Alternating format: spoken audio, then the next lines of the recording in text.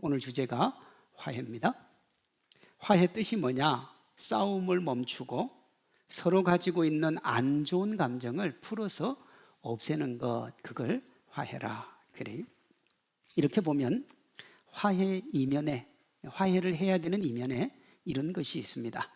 어떤 일로 상대에게 내가 좋지 않은 감정이 생겼고 그 감정이 문제를 계속해서 만들어내는 거예요. 문제 때문에 힘든 게 아니라 그 문제를 만들어내는 감정이 우리를 힘들게 하는 거죠. 야곱과 에서에게 적용을 해보면 야곱은 에서가 자기보다 먼저 태어나는 것에 좋지 않은 감정을 가졌습니다. 그래서 발 뒤꿈치를 잡는 문제를 일으키죠. 팥죽 한 그릇으로 장자의 명분을 사는 문제를 일으켜요. 형의 축복을 가로채기 위해 부모님에게 거짓말을 하는 문제를 일으킵니다. 에서는 그렇게 70년 이상 문제를 일으킨 야곱에게 좋지 않은 감정이 생겼고 그것이 또 새로운 문제를 만들어내요.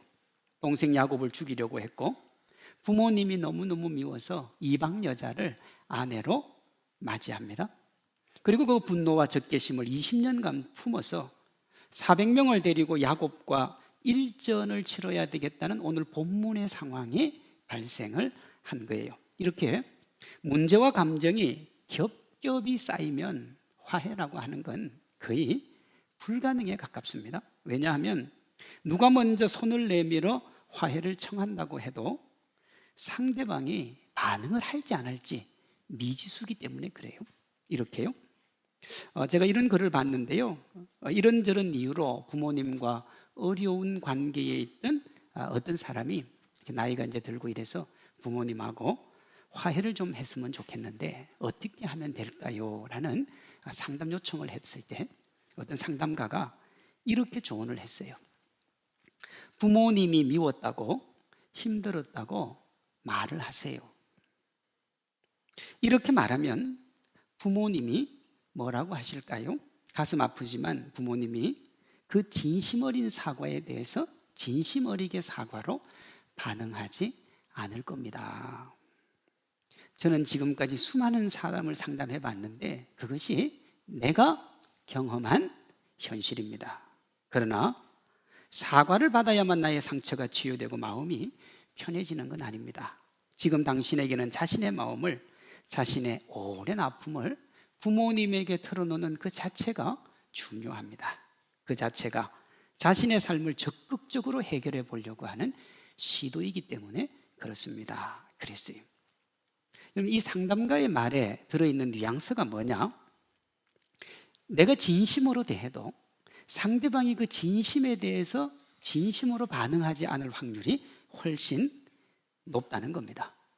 그래서 사과를 하긴 하는데 누구를 위해서 하느냐? 서로 풀려고 하는 게 아니고 나라도 편하려고 사과를 해야 된다 하는 거예요.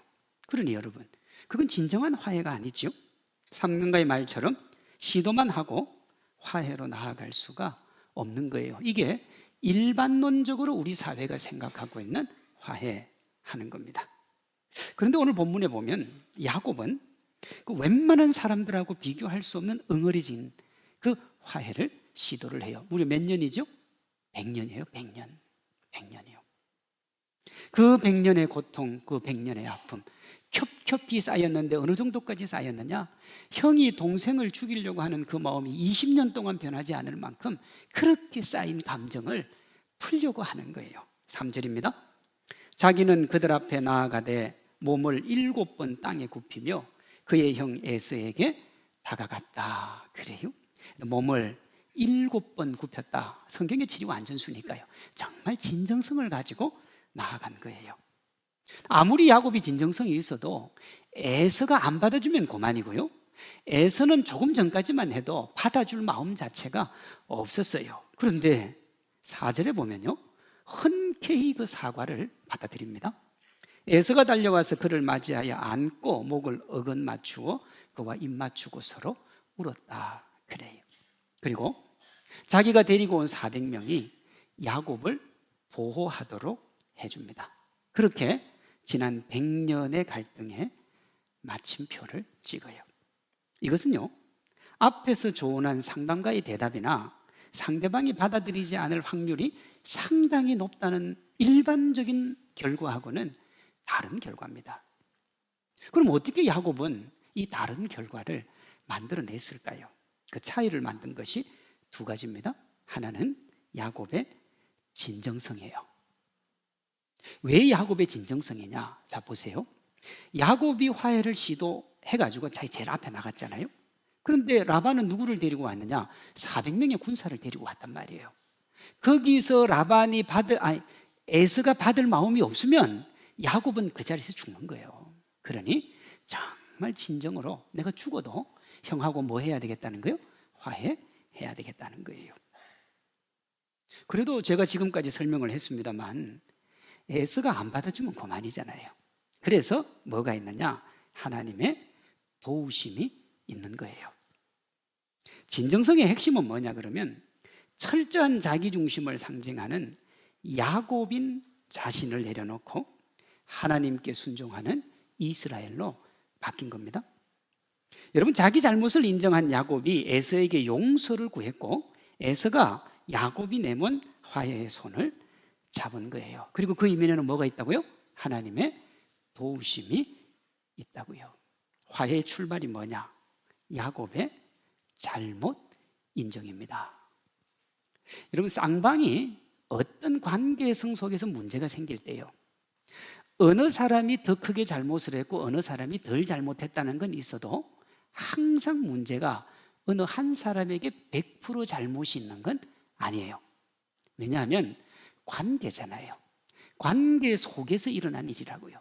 사건 자체는 어느 한 사람이 100% 잘못을 했을 수 있어도 그 잘못에 대해서 감정이 상하거나 감정적으로 문제가 일어나면 그것 또한 서로의 관계성 속에서 일어난 거라고요. 야곱은 자기가 얼마를 잘못을 했든 7번 땅에 엎드렸으니까 어쨌든 내 잘못이 크다, 그리고 내가 용서를 당신에게 빕니다 하는 것들이 훨씬 많았다고 볼 수 있는 거예요. 이렇게 보면 여러분, 화해를 막는 최고의 적은 뭐냐 그러면 다른 사람에게 책임을 전가하는 겁니다. 당신이 문제이기 때문에 이런 일이 벌어졌습니다. 설사 그것이 사실이라고 해도 그렇게 하면 절대로 화해할 수가 없다 이 말이에요. 적지 않은 사람들이 남 탓을 하면서 그 남이 최대의 피해자가 될 줄 알아요. 그런 것도 없지 않아 있습니다만 남 탓의 최대 피해자는 내가 탓하는 그 남이 아니라 자기 자신이 돼요. 다른 사람도 손해를 봐요. 내가 다른 사람을 힘들게 하니까. 그러나 결국은 최고의 피해는 자기가 본다고요. 에서와 야곱을 통해서 봅니다. 먼저 남 탓의 피해를 고스란히 자기가 본 에서입니다. 에서는 자신과 가정에 일어난 모든 잘못을 누구에게 돌립니까?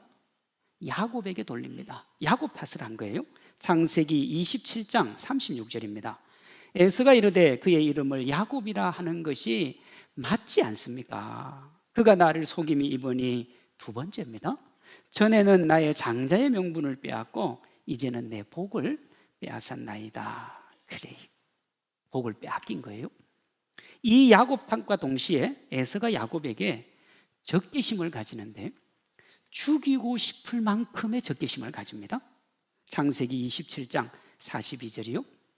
에서가 야곱을 미워하여 심중에 이르기를 아버지가 곡할 때가 가까워 왔은즉 내가 내 아우 야곱을 죽이리라 그랬어요. 여러분, 이삭이 말입니다. 이렇게 얘기하고 난 다음에 20년 이상을 더 삽니다. 그러니 아버지가 죽을 때가 안 된 거예요. 그런데 에서 눈에는 보니까 아버지가 죽을 때가 돼야 돼요. 왜요? 그래야 내가 내 동생을 죽일 수 있으니까. 죽지 않은 사람도 죽여서까지 내가 원수를 갚아야 되는 거예요. 원수도 아니죠, 사실은. 이 관계의 문제인걸요. 이 적개심의 결과가 뭐냐? 에서가 탓했던 사람들이 다 고생을 합니다. 풍비박산이 나요. 에서가 탓했던 남인 야곱은 70대 중반에 삶의 터전을 뒤로하고 야반도주해요. 몇 살이에요? 70대 중반이에요. 제가 미국에서 공부할 때 우리 성도들을 가끔 보니까 젊었을 때는 미국에서 살고 미국에서 이렇게 돈도 벌고 하다가 60대 중반 70대가 되니까 다들 뭐라고 그러냐면 난 한국 가고 싶다 그래요. 이게 왜 그러냐 그러면 마음이 편한 곳이거든요. 내 고향 같은 곳이니까 돌아가고 싶은 거예요. 그럼 에서가 야곱이 평생을 살았던 데가 그곳이잖아요. 거기 계속 살다가 생을 마감하고 싶지 어디 다른 데 가고 싶겠습니까? 그런데 이 에서가 너무 미워하니까 야반도주 할 수밖에 없었다고요. 야곱이 브엘세바에서 떠나 하란으로 향하여 갔다. 성경은 그렇게 얘기해요. 그러면 그의 부모님은 어땠을까요? 이삭과 리브가도 털어낼 수 없는 아픔과 고통의 시간을 겪습니다. 야곱을 보내면서 이렇게 말합니다. 내 형의 분노가 풀려 내가 자기에게 행한 것을 잊어버리거든 내가 곧 사람을 보내어 너를 거기서 불러오리라. 어찌 하루에 너희 둘을 잃겠는가. 그렇죠. 부모 마음에 형제 간에 사륙이 일어나가지고 서로 죽고 죽이면 부모님이 너무 마음 아프니까 야곱을 오라버니 집에 보낸다고요. 보내면서 뭐라고 그러느냐, 며칠만 있으라 이거예요. 왜냐, 75년 동안 에서를 키워봤는데 에서는요, 이거 화가 나면 그때 화를 확 내다가 조금 있으면 다 풀었단 말이에요. 그러니 저 에서의 화가 얼마 안 갈 줄 알고 이렇게 얘기한 거예요. 그런데 여러분, 그 에서가 화를 풉니까 안 풉니까? 안 풀어요. 20년 갔잖아요. 그리고 지금까지 이르렀잖아요. 그러니까 누구를 못 데리고 오느냐? 야곱을 데리고 올 수가 없는 거예요. 에서의 노가 풀리지 않아서 야곱을 잃어버렸습니다. 그리고 함께 사는 에서도 잃어버렸어요. 이삭과 리브가가 이방 여인 며느리 되면 고통스러울 것이라는 걸 에서가 알고요. 이방 여자를 자기 아내로 삼습니다. 왜? 부모님 한번 고생해봐라 이거예요. 부모님이 고통스러운 것이 내 인생의 낙인 거예요. 그래서 이방 여인을 찾는데 이방 여인 중에도 부모님이 제일 싫어하는 사람을 찾아요. 창세기 28장 8절입니다. 에서가 또 본즉 가나안 사람의 딸들이 그의 아버지 이삭을 기쁘게 하지 못하는지라. 이에 에서가 이스마엘에게 가서 그 본처들 외에 아브라함의 아들 이스마엘의 딸이요 느바노스의 누인 마할랏을 아내로 맞이했더라. 같이 못 살게 하려고 이스마엘하고 이삭하고 형제입니다. 이복이라서 그렇지. 그런데 같이 살면 안 되니까 떠나 보낸 거란 말이에요. 그러니 절대로 함께하고 싶지 않은 사람이야. 그걸 너무 잘 알았던 이 에서가 그 집 딸을 데리고 온 거예요. 그 집 딸을. 에서가 야곱에게 야반도주의 아픔을 주고 이방 여인을 아내로 맞아서 부모님을 고통스럽게 했으니까 남 탓을 한 소기의 목적은 달성을 한 거예요. 그렇잖아요. 네가 잘못했으니 너도 이 고통 당해봐라. 부모님도 잘못했으니 이 부모님의 고통도 겪어봐라. 그렇게 해서 이 가정이 풍비박산이 나서 그럼 에서는 행복했습니까? 그렇지 않죠. 하나만 예를 듭니다. 그 자기 아내가 자기가 사랑해서 결혼한 여인입니까? 아니잖아요. 사랑한 게 아니에요. 아버지가 저 여자 데리고 오면, 어머니가 저 여자 데리고 오면 힘들어할 것 같아서 그냥 데리고 온 거예요. 여러분, 아내로 힘들어하는 부모님을 보는 것이 행복했을지는 몰라도 정말 악에 받쳐가지고 그것이 즐거움이었을지는 몰라도 부모님의 사랑을 받지 못해서 힘들어하는 아내, 그 아내와 꾸려가는 가정의 고통은 그가 행복했던 거에 비할 수 없는 고통인 거예요. 고통인 거예요. 제가 여쭤볼게요. 여러분들의 아내가 말이에요, 매일 시부모님한테 이렇게 갈굼을 당하고 그래 고통스러워서 집에만 오면 시부모님 때문에 죽겠다, 힘들어 죽겠다, 고통스럽다, 불평하고 눈물 흘리고 아빠 하는데 그거 보면 즐거운 남편 한번 손들어 보세요. 나는 그게 너무 좋다. 우리 아내가 울고 힘들어하고 고통스러워. 없어요. 만약에 있으면 혹시 이 중에 나는 정말 그런 사람한테 손을 안 들었다, 얘는 그렇다 그러면 사이코입니다. 정상은 아니에요. 그건 사이코죠. 부모님이 며느리를 싫어하는 며느리였으니까 정말 마음을 다 주진 않았을 거예요. 이 며느리가 바보가 아닌 이상이야. 그걸 못 느끼겠냐고요. 그럼 집에 오면 힘들어하고 어려워했을 거라고요. 그걸 보는 에서가 어떻게 행복했겠어요? 거기다가 말입니다, 그의 아내는 도대체 무슨 날벼락입니까? 인생 태어나서 사랑하는 남자와 결혼해서 복되고 아름다운 인생 살고 싶지, 애먼 여자 하나 인생까지 망친 거예요. 그래서 창세기 32장 6절에 이런 말씀이 나와요. 사자들이 야곱에게 돌아와 이르되 우리가 주인의 형 에서에게 이른즉 그가 400명을 거느리고 주인을 만나려고 오더이다. 그래요. 이 소식을 들은 야곱이 엄청나게 두려워하고 답답해합니다. 답답해했다는 말이 뭐냐?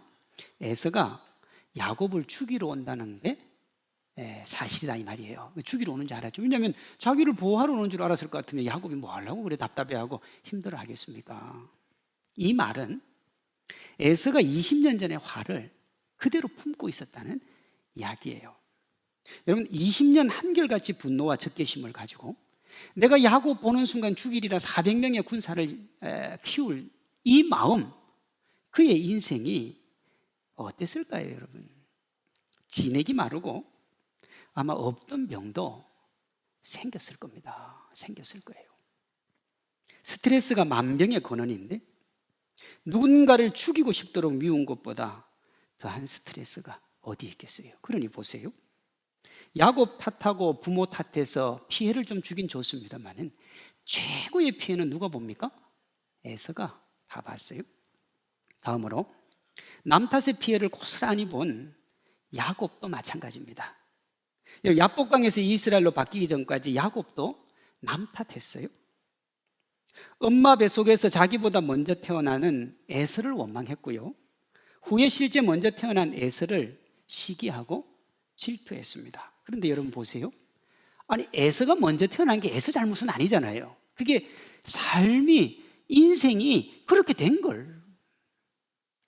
에서가 장자가 되고 야곱의 형이 된 게 에서에게 무슨 잘못이 있습니까?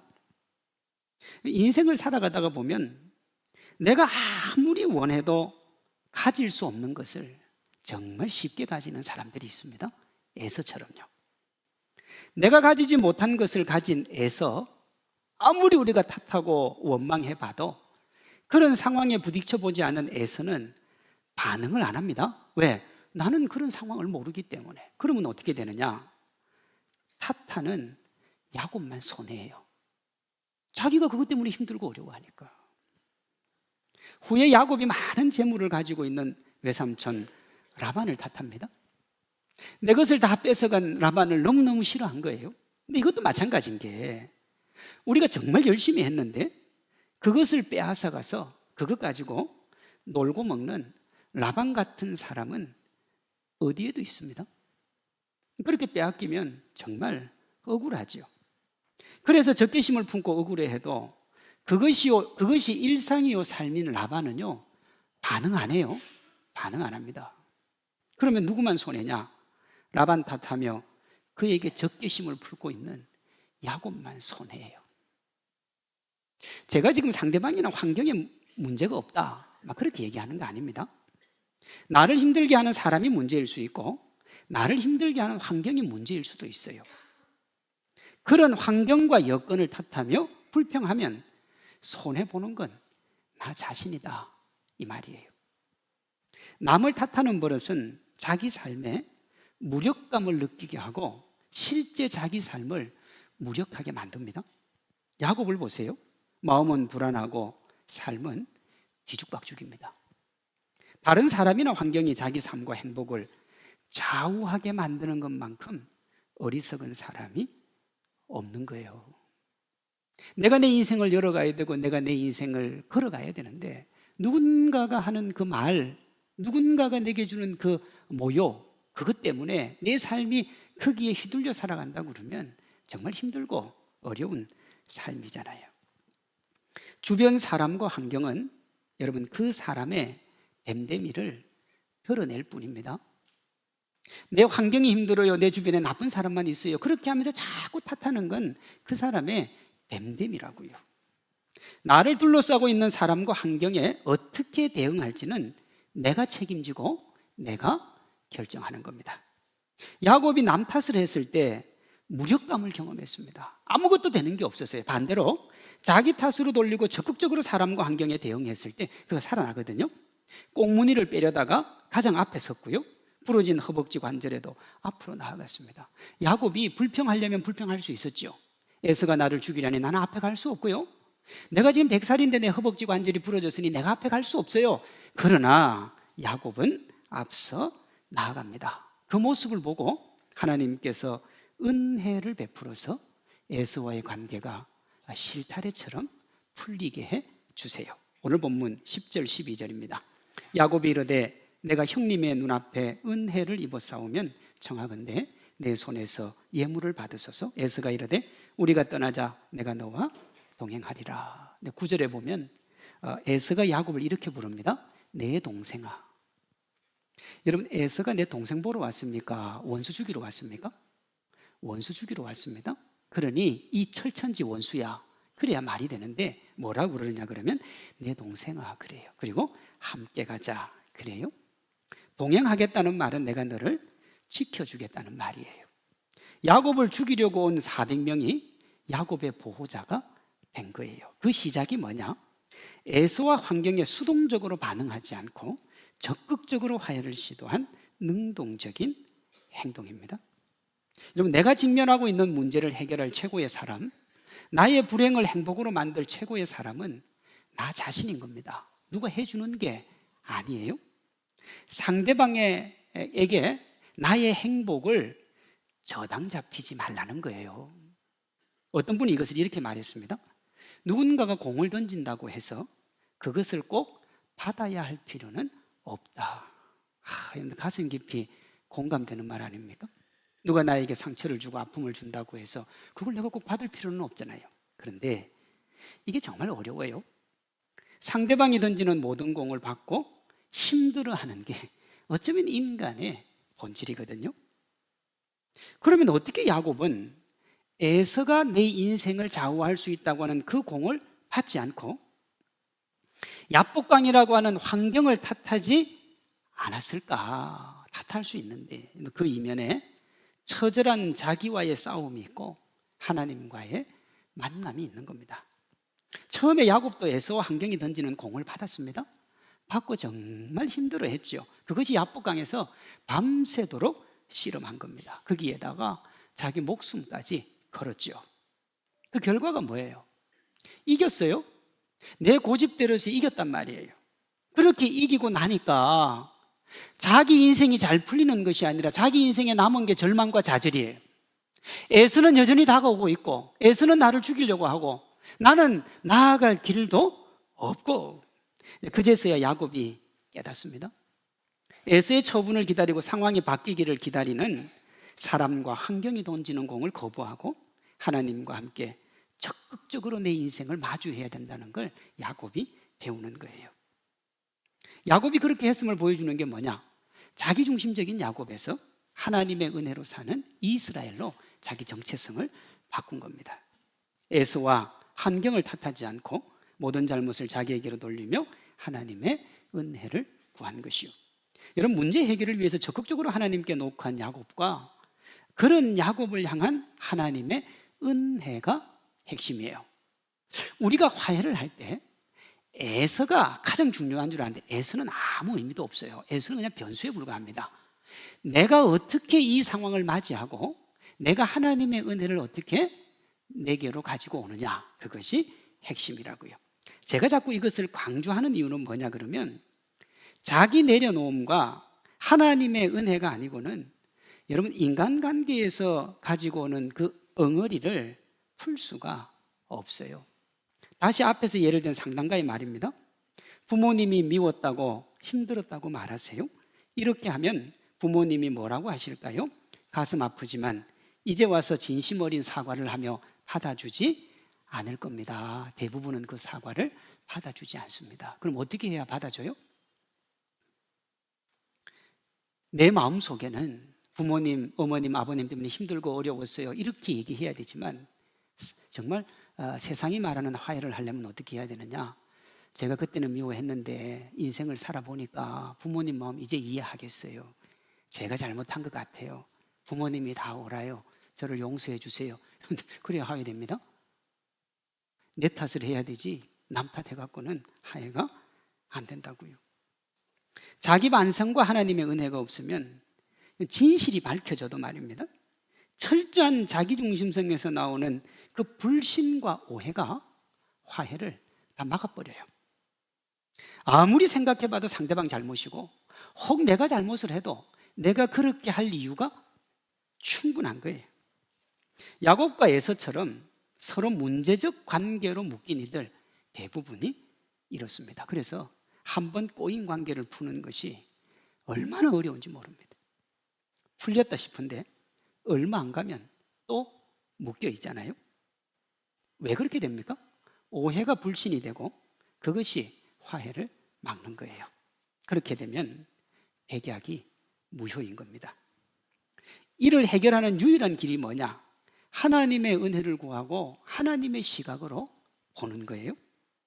난관과 문제는 우리 인생의 한 부분입니다. 그러니 참된 행복과 기쁨은 그 난관이 사라질 때 오는 건 아니에요. 왜냐하면 난관과 문제는 우리 인생의 한 부분이니까 그게 없어지려면 어떻게 해야 돼요? 죽어야 돼요. 그래야 없어진다고요. 그러니 그것을 바라보는 시각을 바꾸지 않으면 난관과 문제는 언제라도 우리에게 다가온다고요. 야곱을 죽이러 오는 에서처럼 야곱도 장자에 집착하던 야곱의 시각을 가졌다 그러면 둘의 화해는 영원한 겁니다. 왜요? 20년 전에 애굽이 장자의 명분을 받았지만 아버지 재산 누가 다 물려받았습니까? 에서가 다 물려받았어요. 야곱은 하나도 못 물려받습니다. 그리고 에서가 다 가지고 갔어요. 그러니 거기 만나가지고 둘이 싸울 수 있습니다. 왜? 네가 내 장자 명분 사갔지 않냐, 가지고 갔지 않냐, 뺏어갔지 않냐, 축복을 가로챘지 않냐. 그러면 야곱은 아니 가로챈 게 무슨 의미가 있냐고, 실질적으로 형이 다 가지고 갔지 않냐, 그렇게 싸울 수 있다니까요. 그러면 그 자리는요 피비린내 나는 사륙의 현장이 되는 거예요. 그럼 어떻게 둘이가 화해가 됐느냐? 야곱의 시각이 바뀐 거예요. 하나님의 눈으로 본 이스라엘의 시각이 그겁니다. 에서는 20년 전 그 에서입니다. 하나도 바뀐 게 없어요. 야곱은 그 20년 전의 야곱이 아니에요. 그대로인 에서가 아니라 바뀐 야곱이 변화를 이끌었다는 게 중요해요. 그러면 이스라엘로 바뀌었다는 의미가 뭐냐? 두 가지입니다. 하나는 내가 먼저 변해야 한다는 거예요. 세상의 화해는요 다 네가 먼저 변해야 돼요. 네가 나한테 용서를 구하면 내가 용서해 주는 시스템이라고요. 그러니 그 용서가 완벽해지지 않는 것이, 여러분 세상 사람들 막 서로 막 원수 같은 관계라도 뭐 한잔 하면 풀린다고 그래요? 술 한잔 하면. 왜 술 한잔 해야 풀립니까? 내 정신 아닐 때 한 얘기니까. 진심으로 한 얘기는 아니에요. 이게 어디도 통용이 되느냐 하면 여러분 법의 말입니다. 술 먹고 한 건 용서가 됩니다. 왜? 법도 알아요. 그게 진심이 아니라는 걸. 술 먹고 한다는 게 좋은 게 아니에요. 왜? 내 마음에 진심을 쏟아낸 게 아닌 거예요. 여기에 더해서 남을 탓하기 좋아하는 사람은 남의 변화를 기대한다 그랬잖아요. 그런데요 아이러니한 게 뭐냐? 남이 변해도 그 변화 인정 안 합니다. 안 해요. 불신과 오해가 이해를 막기 때문에 절대로 용납할 수가 없어요. 그래서 화해가 안 되는 거예요. 진정한 화해는 나로부터 시작을 하는 겁니다. 그럼 목사님, 상대방이 안 바뀌는 건요? 자, 여기 두 번째예요. 이스라엘로 바뀐 야곱이 화해를 이끌었다는 다른 의미가 뭐냐? 화해의 지속은 화해의 당사자들이 아니라 하나님께 달렸다는 거예요. 당사자에게 달린 게 아니에요. 진정한 화해의 분수령이 여기 있습니다. 오늘 본문에 보면 에서가 야곱과 화해한 후에 엄청나게 기분이 좋아요. 모든 것을 가진 것 같고 하늘을 날 것 같아요, 에서가요. 그래서 지금까지 내가 야곱을 힘들게 하고 야곱을 어렵게 하고 야곱을 스스하게 한 것을 보상이라도 하듯이 적극적으로 돕겠다 그래요. 12절 15절입니다. 에서가 이르되 우리가 떠나자 내가 너와 동행하리라. 15절 에서가 이르되 내가 내 종 몇 사람을 내게 머물게 하리라. 같이 가고 싶은 거예요. 우리 화해했으니까. 그런데 동생이 못 가겠다 그런 거예요. 빨리빨리 하면 양도 죽고 자식들도 힘드니까 난 천천히 갈게요. 그러니까 뭐라고 그러냐면 내가 너 죽이려고 데리고 온 이 병사들 내가 너를 보호하기 위해서라도 내가 둘게. 진정성이 있습니다. 에서도 진정성이 있어요. 그런데 야곱이 이 에서의 호의를 거절합니다. 왜 그랬을까요? 에서의 호의가 일시적일 확률이 높기 때문에 그렇습니다. 에서는 20년 전 그대로예요. 변한 게 없습니다. 야곱이 숙이고 들어오니까 감정이 좀 누그러지고 그래서 받아준 겁니다. 그러니 에서는 언제라도 이전 모습으로 돌아갈 수 있어요. 그래서 같이 살다가 기분이 좀 나빠지면 내가 그때 화해한 것은 네가 나를 어떻게 이렇게 정신을 혼미하게 해서 내가 그때 넘어간 것뿐이니까 용서가 안 돼. 그러면 그 자리에서 바로 살육이 일어나는 거예요. 야곱은 이걸 어디서 경험을 했느냐? 외삼촌 라반에게서 확실하게 경험을 합니다. 어떻게 해도 자신의 진정성을 받아주지 않았던 이가 라반입니다. 7년을 일하고 또 7년을 일하고 또 6년을 일해도 안 믿어주더라 이거예요. 안 믿어주는데 하나님이 한 말씀 하시니까 라반이요 꼼짝도 안 하고 손길을 내밀더라는 거예요. 그러면 이게 라반의 진심입니까? 아닙니다. 그건 일종의 쇼입니다. 그렇죠? 화해를 한 것처럼 보이는 쇼라고요. 그런데 어떻게 이 라반의 마음이 거기서 계속 유지가 됐을까요? 그것은요 하나님이 상황을 관리해 주신 거예요. 어떻게 하셨죠? 너 내 종 야곱 건드리면 죽는다라고 경고를 했단 말이에요. 이 상황을 누가 관리를 했느냐? 하나님이 관리하신 거예요. 이것은 에서와의 관계도 마찬가지입니다. 야곱은 알았어요. 누가 잡아줘야 계속 관계가 유지가 되느냐? 하나님이요. 에서는 아니에요. 그러니 누구에게 기대고 의지해야 되느냐? 하나님 기대하고 하나님 바라봐야 되는 거예요.